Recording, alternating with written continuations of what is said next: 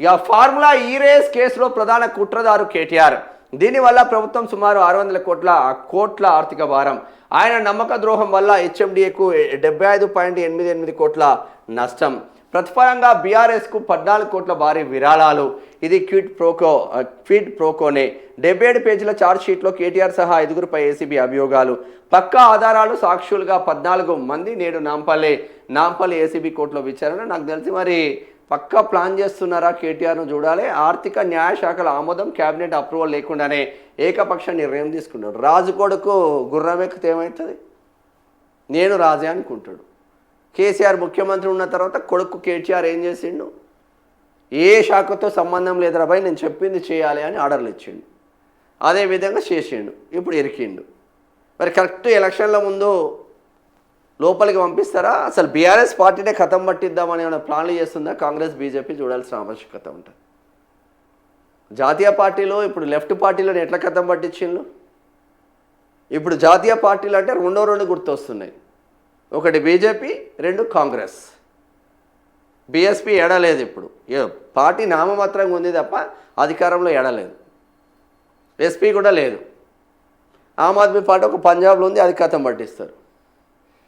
జాతీయ పార్టీలో ఎదగకుండా ఈ 2 పార్టీలు కూడా కుట్రలు చేసి అంటే కొట్టుకున్నట్టే ఫైట్ చేస్తారు మోదీ, రాహుల్ గాంధీ.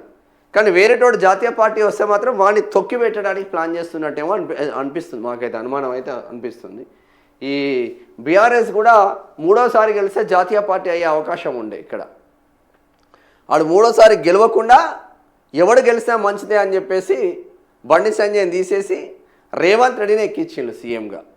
అది కేవలం భారతీయ జనతా పార్టీ ఎక్కించిందని ఆరోపణలు వస్తూ ఉన్నాయి. చూడాలి మరి ఈయనను కథం పట్టిస్తారా ఏంది అనేది చూడాలి ఏడికి వస్తుందో. ఫార్ములా ఈ కార్ రేస్ కేసులో మాజీ మంత్రి కేటీఆర్ అధికార దుర్వినియోగానికి పాల్పడినట్లు ఏసీబీ తేల్చింది. ఆర్థిక న్యాయ శాఖల ఆమోదం, కేబినెట్ అప్రూవల్ లేకుండానే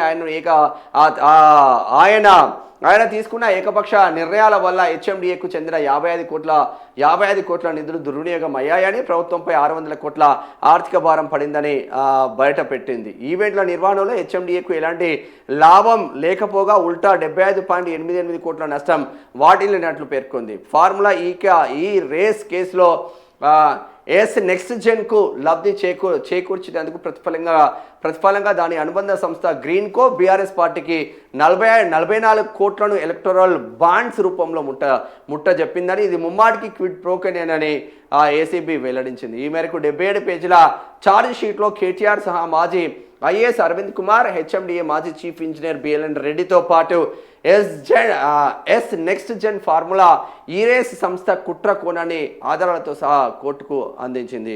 ఇందుకు 14 మందిని సాక్షులుగా చూపింది. కాగా శుక్రవారం నాంపల్లి ఏసీబీ కోర్టులో జరిగే విచారణకు నిందితులు హాజరు కానుండడంతో ఈ కేసుపై ఆసక్తి నెలకొంది. అంతా కేటీఆర్ ఏకపక్ష నిర్ణయం. ఏసీబీ ఛార్జ్షీట్లో వెల్లడించిన వివరాల ప్రకారం హైదరాబాద్లో ఫార్ములా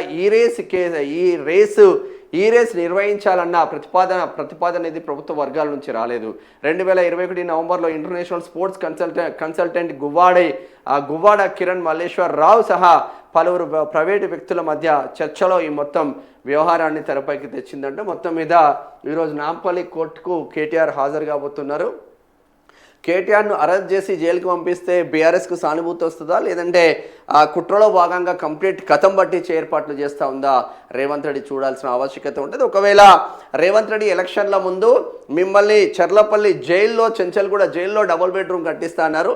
కేసీఆర్ ఫామ్ హౌస్లో ఉన్నది, 100 ఎకరాల ఫామ్ హౌస్లో ఉన్నది. కేటీఆర్ ఆరాంసే ఉన్నాడు, హరీష్ రావు ఆరాంసే ఉన్నాడు, కల్వకుంట్ల కవిత వేరు కుంపటి పెట్టుకున్నది. ఎవరికి ఏం ఒరిగింది ఏం లేదు. ఇప్పుడు రేవంత్ రెడ్డి ఎలక్షన్ల ముందు మాట్లాడిన ప్రతి మాట ఉల్టా చోరుగానే మాట్లాడుతున్నారు తప్ప ఏం ఒరిగింది లేదు. వాళ్ళపైన ఎంక్వైరీలు లేవు, మన్ను లేవు, మశానం లేదు. ఏదో టైంపాస్ ముచ్చట. నిజంగానే మీరు తీసుకుపోయి జైలు వేస్తే అప్పుడు రేవంత్ రెడ్డిని నమ్మే ఆస్కారం ఉంటుంది.